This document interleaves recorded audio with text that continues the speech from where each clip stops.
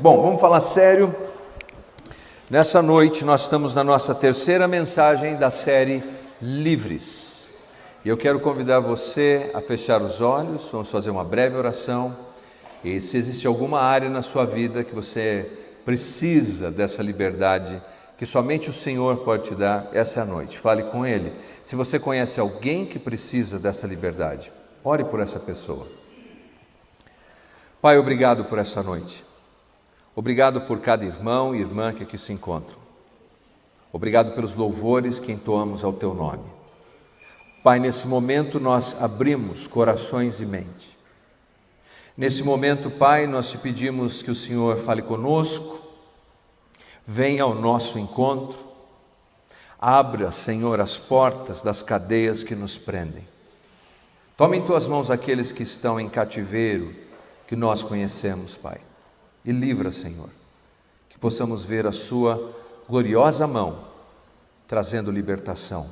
Em nome de Jesus. Amém. Como nós sabemos, a prática da escravidão é estranha à nossa cultura.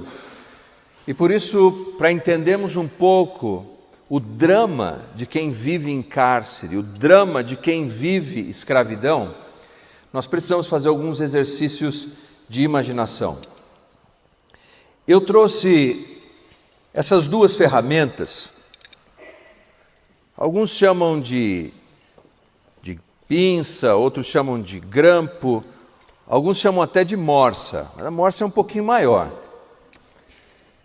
Eles usavam um equipamento desse aqui, parecido, porque era portátil. Então o dono, o amo de um escravo, ele podia, quando o escravo cometia alguma indisciplina, ele podia em qualquer lugar aplicar a disciplina necessária, por assim dizer. Mas algumas vezes ele aplicava isso simplesmente porque ele acordou de mau humor. E eles chamavam um equipamento parecido com esse de, veja você, anjinho. Para mim devia chamar de diabinho ou qualquer coisa assim. A razão por que chamavam de anjinho é porque tinha uma base que lembrava duas asas. E como funcionava isso? Colocava o dedo do escravo e ia girando, até esmagar o dedo, dilacerar os ossos. Eu vou fazer com o Flávio Rato aqui para vocês verem como é, por favor. Olha como ele é corajoso, né? Brincadeira, vai passando, por favor, pode ter alguém que não conhece, não vai apertar o dedo do sogro, não. Vai passando. E vou passar aqui para vocês também desse lado, porque pode ser que tenha alguém que não conhece. Você vai entender a mecânica disso. E girando até esmagar completamente o dedo do escravo. Veja você, essa não era a única forma de, entre aspas, disciplinar um escravo rebelde. Na verdade, isso era uma tortura com requinte de maldade, mas é o que eles faziam. Além disso, eles tinham uma outra ferramenta, por assim dizer, que se chamava máscara. A máscara era amarrada por tiras, um tampão que ficava na boca do escravo. E com esse tampão, ele ficava horas sem comer. Algumas vezes, dias sem comer. Eles tinham um outro que se chamava giramundo, não tem nada a ver com parque de diversões. Muito pelo contrário. Eles prendiam a mão direita do escravo no tornozelo esquerdo e a mão esquerda no tornozelo direito. Então imagine, o escravo ficava nessa posição mais ou menos.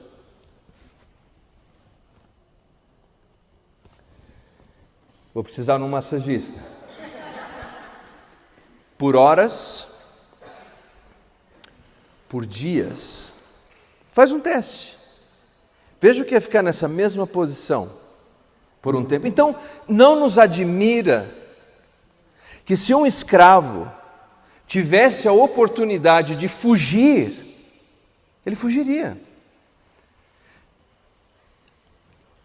O problema é que quando um escravo fugia, isso não o tornava uma pessoa livre. Um escravo fugitivo era um escravo que estava marcado a ferro. E onde quer que ele fosse, ele apenas seria um escravo fugitivo, não uma pessoa livre. Na Bíblia nós temos duas histórias que ilustram isso muito bem. Não é o assunto que eu vou desenvolver nessa noite, mas nos ajuda a ter a dimensão e visualizar isso. A primeira história encontra-se numa pequena carta, quase um bilhete, chamado Filemon. Você anota, depois você lê Filemon com calma. O que conta a história dessa cartinha? É um escravo chamado Onésimo. Agora, Onésimo tinha um bom senhor. Nem todos os donos de escravos eram maus e malignos. Alguns eram benfeitores, cuidavam das pessoas. Ao que tudo indica, o Filemon roubou alguma coisa, talvez dinheiro. Onésimo roubou do Filemon algum dinheiro e fugiu. E foi para Roma. E lá em Roma, talvez porque era a maior cidade do Império Romano, a mais importante cidade, ele procurou um lugar para se esconder e não ser encontrado. Mas por uma providência divina, quem ele acaba conhecendo em Roma? O apóstolo Paulo. E o apóstolo Paulo era o homem que tinha levado a Cristo Filemon, o amo, o senhor de Onésimo. Veja como são as coisas. Onésimo, lá diz Paulo que entre algemas, possivelmente na cela, na prisão, se torna um homem livre, porque ele conhece a Jesus como seu suficiente Salvador. E ele se torna tão livre, veja você, que ele decide, juntamente com Paulo, pela orientação de Paulo, retornar ao seu Senhor, sob o risco de ser condenado à morte. Mas ele agora é tão livre dentro dele, que não teme voltar para Filemon e retorna. A história e a tradição cristã nos diz que quando retorna, Filemon lhe dá a liberdade e Onésimo se torna um pregador do Evangelho. Mas antes de ser livre das suas algemas exteriores, Onésimo precisava ser livre da prisão do seu coração. Fugir não adianta. Tem gente que sabe que é escravo de algumas coisas e pensa que apenas mudar de lugar ou fugir daquele lugar, fugir daquela situação, vai lhe trazer liberdade. Não, isso apenas fará da pessoa um escravo fugitivo. A segunda história que nós temos no Novo Testamento é a história do endemoniado de Gadara. Jesus vai até aquela cidade que fica na região de Decápolis e se encontra com esse homem. O texto de Marcos, capítulo 5, nos diz que esse homem endemoniado, ele arrebentava os grilhões, arrebentava as correntes em duas partes. E diz o texto assim, que ninguém era capaz de amansá-lo, de domesticá-lo ou de prendê-lo. Veja a ironia do texto. É um homem que as cadeias não podem prender, os grilhões não podem prender, ninguém pode prender, mas ninguém é capaz de libertá-lo. Porque na verdade aquele homem não era livre. Aquele homem era escravo dentro dele. Existiam legiões de demônios, milhares de demônios dentro daquele homem. Sem correntes nos pés, sem correntes nas mãos, os grilhões não podiam prendê-lo, mas ele era livre? Ele era um escravo. E quando Jesus chega naquele lugar, Jesus faz desse homem um homem verdadeiramente livre. O que nós aprendemos com a história e com a Bíblia? É que um escravo só pode se tornar livre se alguém que tem a autoridade e o poder declará-lo livre. O escravo não pode se fazer livre. Uma pessoa com boa vontade, mas que não tem autoridade e poder, não pode tornar um escravo livre. E nessa noite, eu quero considerar com os irmãos que há uma pessoa, e uma pessoa apenas, que pode nos tornar verdadeiramente livres. E essa pessoa é Jesus Cristo. Abra sua Bíblia, por favor, no Evangelho segundo Lucas, capítulo 4.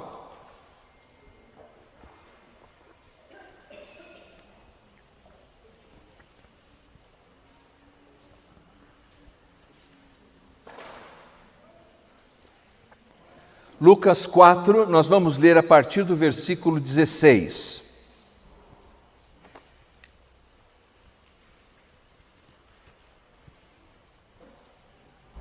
Se você encontrou, por favor, diga amém. A palavra de Deus diz assim: E chegando a Nazaré, onde fora criado, entrou num dia de sábado, segundo o seu costume, na sinagoga, e levantou-se para ler. E foi-lhe dado o livro do profeta Isaías. E quando abriu o livro, achou o lugar em que estava escrito: O Espírito do Senhor é sobre mim, pois que me ungiu para evangelizar os pobres, enviou-me a curar os quebrantados do coração, a apregoar liberdade aos cativos, a dar vista aos cegos e pôr em liberdade os oprimidos, a anunciar o ano aceitável do Senhor. E cerrando o livro e tornando a dá-lo ao ministro, assentou-se, e os olhos de todos na sinagoga estavam fitos nele. Então começou a dizer-lhes: Hoje se cumpriu esta escritura em vossos ouvidos. Lucas, o evangelista, é o companheiro do apóstolo Paulo. Uma das razões por que Lucas é o companheiro de Paulo, nós sabemos da Bíblia, é que Paulo lutava continuamente com problemas de enfermidade. Lucas é médico, por isso ele está sempre com Paulo. A carta aos Gálatas diz que ele pregou o evangelho por causa de uma enfermidade física. Essa ideia triunfalista que temos hoje, de que um crente não adoece, ela é estranha à Bíblia, é estranha ao Novo Testamento. Paulo foi preso, de novo Paulo está preso, mas não porque era cafajeste, não porque roubou alguém, não porque deu em cima de alguém. Paulo está preso porque fez o certo, porque pregava o evangelho e acabou sendo preso. Agora, para produzir uma peça de defesa, me parece que Lucas, o médico, vai preparar 2 volumes, um que carrega o seu nome, que é o Evangelho segundo Lucas, e a segunda peça de defesa é o livro de Atos. Por quê? Porque na introdução dos 2 livros nós encontramos o seguinte, que essa produção de Lucas e Atos destina-se a um homem chamado Excelentíssimo Teófilo. Excelentíssimo é um título forense. Teófilo provavelmente é o advogado que recebeu essas 2 peças de Lucas para fazer a defesa de Paulo diante do Império Romano. Veja só, Paulo está preso sob os cuidados dos romanos, não dos judeus nesse momento. É por isso que no Evangelho de Lucas e no livro de Atos, os judeus são antagonistas ao Evangelho e os romanos são vistos de maneira positiva. A ideia de Lucas é demonstrar que não há nada de errado no Evangelho, o problema era os ciúmes e o antagonismo judeu. E é nesse texto que nós encontramos 4 divisões importantes no Evangelho de Lucas. Primeiro, o advento de Jesus. Lucas nos apresenta como Jesus chega. Depois ele fala das ações de Jesus. Depois ele fala do antagonismo a Jesus. E depois ele nos fala, na última parte do Evangelho, sobre a autenticidade de Jesus. Veja, Jesus é condenado injustamente, é pregado numa cruz, mas ao 3º dia ele ressuscitou. Quer dizer, tudo o que ele disse a seu respeito, ele demonstrou cabalmente no momento da sua ressurreição. Nessa sessão que acabamos de ler, nós estamos no momento em que Jesus apresenta as suas atividades ministeriais. Jesus, aos 30 anos, inaugurou o seu ministério. Quantos aqui têm 30 anos? Vou pôr o óculos para enxergar bem você. 30 anos, bem jovens, vários 30 anos, muito bem. Não é de carreira, viu gente? É de 30 anos, muito bem. Vocês devem estar por aí mesmo. Oi? De conversão. Então veja só, 30 anos, jovem, ele inaugura o ministério dele. Você se lembra que ele cresceu em Nazaré, nesse vilarejo, mas ele inicia o seu ministério muito bem sucedido, depois de transformar água em vinho em Caná, na região da Judéia. O ministério de Jesus primeiramente floresceu na Judéia, no sul de Israel. Agora, depois de tantos anos, nesse texto que lemos, ele está voltando à sua cidade, não cidade natal, ele não nasceu ali, mas onde ele cresceu. E o texto nos diz que onde, segundo o seu costume, ele frequentava regularmente aos sábados. Mas está implícito nesse texto que é a primeira vez que Jesus, o jovem pregador em ascensão, vai pregar naquela sinagoga. Segundo o calendário litúrgico judeu, eles vão fazendo leituras, assim como na nossa igreja nós pregamos por temas, seguindo um calendário litúrgico, eles também seguiam.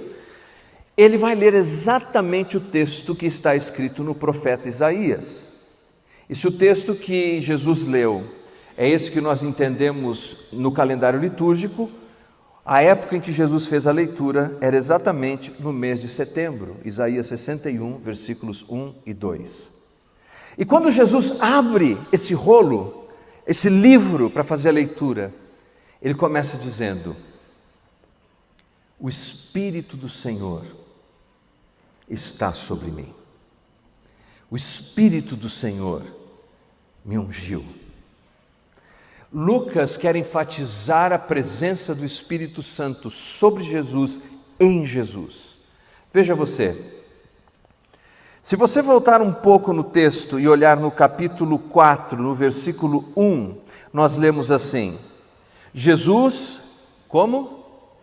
Cheio do Espírito Santo voltou. Capítulo 4, versículo 14, então Jesus no poder do Espírito. E finalmente no versículo 18, o Espírito do Senhor está sobre mim. Lucas está dizendo que Jesus é pleno do Espírito Santo, que ele tem o Espírito de Deus fluindo em cada poro do seu ser. É interessante que em Isaías capítulo 11, nós lemos que do tronco de Jessé sairá um rebento, das suas raízes um renovo, repousará sobre ele o Espírito do Senhor, o Espírito de sabedoria e de entendimento, e de conselho e de fortaleza, o Espírito do conhecimento e de temor do Senhor. Quando lemos isso em Isaías 11, isso não significa que Deus tem vários espíritos, 1, 2, 3, 4, 5, 6, não, a ideia é totalidade, que tudo o que é o Espírito de Deus, que toda a dimensão e extensão do Espírito de Deus está em Jesus. Apocalipse fala dos 7 Espíritos de Deus, o número 7 significa totalidade, a plenitude do Espírito de Deus está em Jesus. E diz assim, ele me ungiu. Por quê? Porque nos dias do Antigo Testamento, ungir, e nós demos um nome, um conceito tão religioso para ungir. Está na unção, irmão, ou ungido. Mas o que significa isso? A unção era um dispositivo utilizado com óleo para autenticar alguém, para credenciar alguém a uma determinada função. Uma pessoa podia ser ungida para, por exemplo, ser um sacerdote. O sacerdote só poderia exercer a sua função se recebesse sobre si essa unção, o derramamento do óleo que representava a autenticação de Deus sobre o seu ministério. Alguém não podia acordar e dizer, eu vou ser sacerdote hoje. Não. Ele tinha que ser ungido. Um profeta, para falar em nome de Deus diante do povo, deveria ser ungido de alguma forma, reconhecido, autenticado. E para ser um rei, precisava também ser ungido. O rei Davi foi ungido, ele era o regente de Deus na terra. Quando o texto bíblico diz que Jesus tem em si, sobre si, a plenitude do Espírito, não óleo, mas o próprio Espírito, e que ele é ungido, Jesus é plenamente ungido. Ele não é um ungido, ele é o ungido. Ungido porque ele é o sacerdote de Deus, ele é o profeta de Deus, e ele é o rei dos reis e o senhor dos senhores.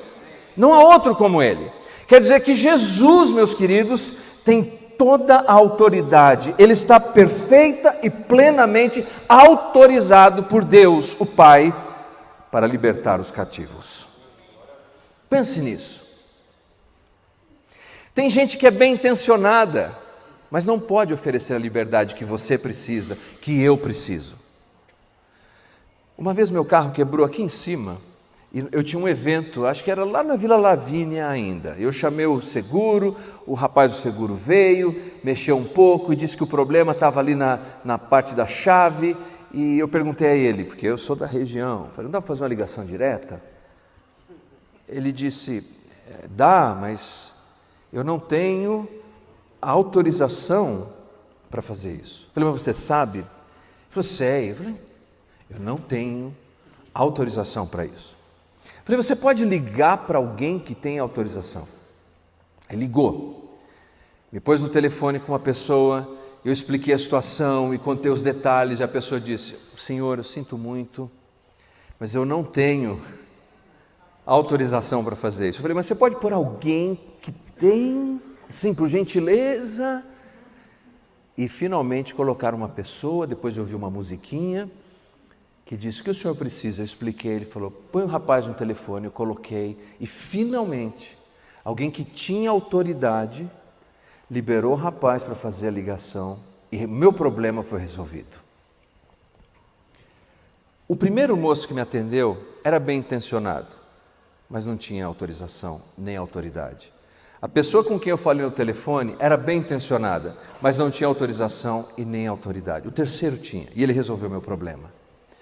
Você precisa de alguém na sua vida que tenha autoridade para trazer a liberdade que você precisa, e essa pessoa é Jesus Cristo. Ele é o ungido de Deus. É isso que significa a palavra Cristo, Messias, o ungido de Deus. E o texto nos fala como ele vai fazer essa libertação. Diz assim que ele primeiro proclama o Evangelho. Proclama o Evangelho aos pobres. A palavra evangelho significa o quê? Boa notícia. Ser evangélico deveria significar que eu e você somos portadores de boa notícia, que quando a gente chega num ambiente, o ambiente se ilumina, porque nós somos portadores de uma boa notícia. E ele prega essa boa notícia aos pobres. A palavra grega para pobre aqui é ptokos, é uma palavra que descreve alguém em situação de miséria. Você lembra da viúva pobre das 2 moedas? Lembra? Muito bem, é uma outra palavra que foi usada ali. A palavra usada aqui nesse texto é uma palavra para alguém que é mais pobre do que aquela viúva pobre.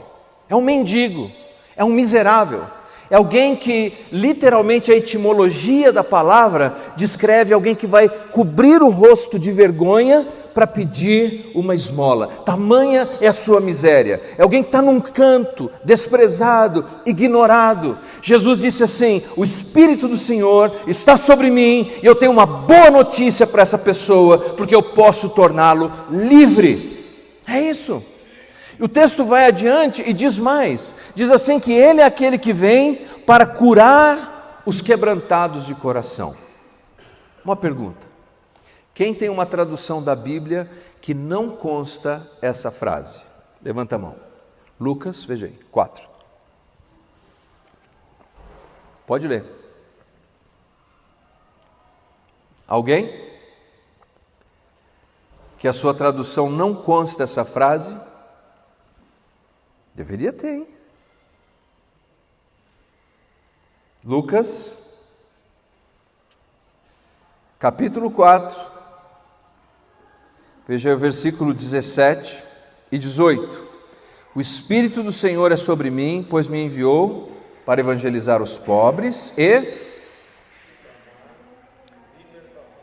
Ok, então a sua tradução não tem a frase curar os quebrantados de coração. Mas alguém? Eu tenho certeza que tem mais gente aí, mas vocês estão meio sem jeito, não tem problema. A razão por que isso acontece, eu vou brevemente explicar, é no campo da crítica textual. Quando os tradutores da Bíblia se debruçam sobre o texto original, existem algumas famílias de textos gregos que eles traduzem. Esses textos gregos são os textos bizantinos, majoritários, o texto crítico, que é o mais antigo, e o texto receptus. E o texto receptus e o texto bizantino concordam com a frase curar os quebrantados de coração. Os textos mais antigos do texto crítico não têm essa frase. Daí, algumas traduções omitirem a frase curar os quebrantados de coração. Na minha opinião, a frase deve estar aí. No entanto, mesmo que alguém faça a opção por omitir a frase, mesmo que faça a opção por omitir a frase, isso em nada muda a autoridade de Jesus e o ensinamento mais importante do texto, que o Espírito de Deus está sobre Jesus e que o ungiu para proclamar a libertação. Amém? Amém? Então não muda nada, mas é importante esclarecer esse texto. Agora, o que nós vemos aí? Ele cura o coração do quebrantado. A palavra quebrantado, ou quebrado, ou partido, é uma palavra usada para descrever um vaso. Quando um vaso se quebra em dezenas, centenas, às vezes milhares de pequenos pedaços, e você olha e diz, isso aqui não tem mais conserto. Ninguém consegue colocar no lugar esse coração tão quebrado, tão estilhaçado. Jesus diz assim, eu consigo colocar o seu coração no lugar, eu consigo colocar essas peças de volta, eu consigo te dar um novo coração. E é tão maravilhoso saber que Deus nos dá o seu Filho para nos fazer isso. Eu cresci num ambiente que o meu coração se espedaçou, um ambiente disfuncional, um pai complicado, e algumas pessoas vivem assim, eles foram rejeitados. A gente que está aqui hoje, que se sente rejeitado, o coração está arrebentado dentro. Relacionamentos ruins, relacionamentos difíceis, pessoas difíceis, o que quer que tenha quebrado o seu coração, Jesus é suficiente para botar no lugar, confie nele. O texto diz mais e diz assim que ele liberta os cativos. A palavra para cativo aqui é alguém que foi submetido a um confinamento contrário à sua vontade, à sua força. Eu viajei uma vez para a Tailândia, em Chiang Mai, e lá em Chiang Mai eles tinham uma prática interessante nas ruas. As senhoras colocavam em pequenas gaiolas os passarinhos e ficavam ali esperando alguém que passasse para dar um dinheirinho, sei lá, uma espécie de rapto, sequestro de passarinho, qualquer coisa assim. Você paga um resgate e eles soltam. Você se torna o redentor dos pássaros, uma sensação boa. O Evangelho descreve Jesus como nosso redentor, mas não como alguém que vem de fora e dá um dinheiro para que nós fiquemos livres. O Evangelho descreve Jesus, se fôssemos usar por analogia dos pássaros de Chiang Mai, como alguém que se fez um pássaro, que entrou na sua gaiola e que abriu as asas e arrebentou as barras da gaiola e faz de você uma pessoa livre. E ele dá vista aos cegos. Vista aos cegos, naquela sinagoga, o que tudo indica, não tinha ninguém fisicamente cego, mas tinha muita gente espiritualmente cega. Porque tem pessoas que têm olhos, mas não veem. E Jesus vem para iluminar as pessoas para que elas enxerguem o valor da vida, enxerguem quem é Deus, enxerguem a beleza de viver, a beleza de servir a Deus, a beleza de servir o próximo. Ele ilumina os olhos. Há alguns anos eu conheci um jovem chamado Galvani. O Galvani eu conheci porque me disseram que ele era um ouvinte do programa de rádio que eu produzia. E eu fui conhecê-lo. Quando eu cheguei lá, eu fiquei emocionado. Você lembra dessa história, Melissa? O Vivaldo deve lembrar. O Galvani, ele transcrevia as minhas pregações em braille, cego, jovem, lá no interior do Nordeste. E ele mudou para São Paulo e eu consegui visitá-lo e vi que ele tinha caixas e caixas, uma das coisas mais emocionantes que eu já vi, tudo escrito em braille as mensagens. E ele pediu uma Bíblia, acho que o Beto lembra disso, e nós fizemos uma campanha com amigos, porque uma Bíblia em braille custa milhares de reais, lembra disso, Leila? E nós conseguimos levantar esse dinheiro, e eu fui levar essa Bíblia de presente para o Galvani, que é um rapaz que não enxerga, mas vê. Ele vê o valor da vida, ele vê o valor de Deus, ele vê a preciosidade que é Jesus. E hoje, Galvani é um aluno do curso de teologia e um pastor ordenado, porque ele não enxerga, mas ele vê. Jesus dá vista aos cegos. Há pessoas que não enxergam mais a beleza da vida, tudo é cinza, tudo sem cor, sem brilho, sem interesse. Jesus disse, eu vim para dar vista aos cegos.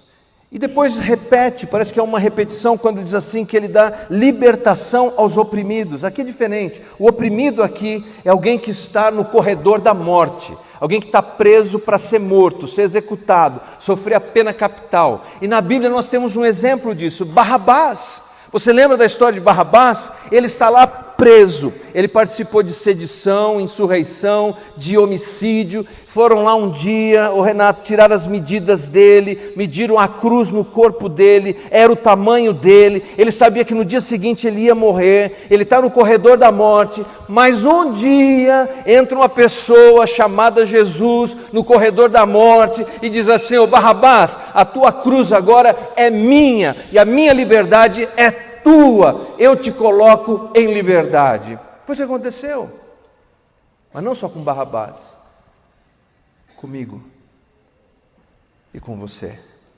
Jesus nos faz livres. E finalmente diz assim que ele veio para apregoar o ano aceitável do Senhor. No livro de Levítico, essa expressão, o ano aceitável, é o ano jubileu. Se você tem contas a pagar, você ia amar o ano jubileu. O ano jubileu acontecia a cada 50 anos e nessa data todas as dívidas eram perdoadas, né? O que você acha?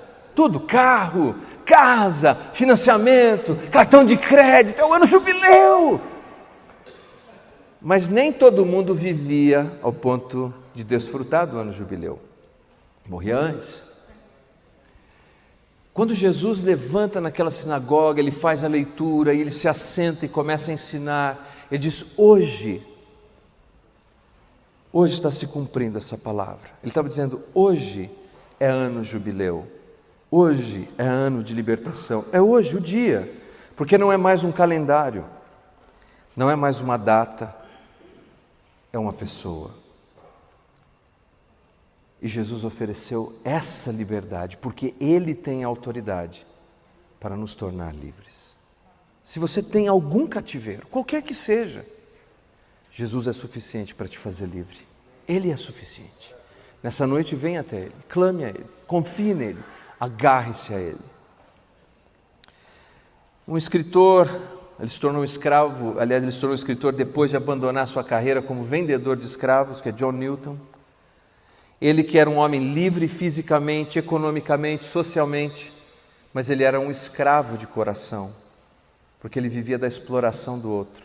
Mas quando conheceu o Evangelho, se tornou verdadeiramente livre. E ele cantou uma canção que se chama Maravilhosa Graça. Feche seus olhos e pense um pouco nessa letra.